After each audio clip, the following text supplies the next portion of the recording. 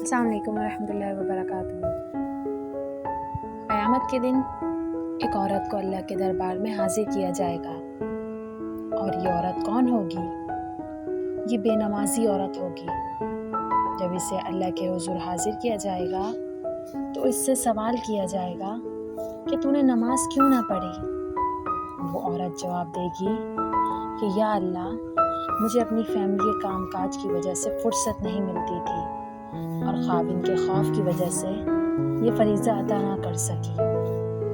یہ وجہ سن کر میرا اللہ حکم دے گا کہ فرعون کی بیوی حضرت آسیہ کو حاضر کیا جائے۔ جب حضرت آسیہ حاضر ہوں گی تو اس بے نماز عورت کو کہا جائے گا کہ اب تو بتا کہ تیرا خاوند زیادہ ظالم تھا یا آسیہ کا خاوند فرعون زیادہ ظالم تھا؟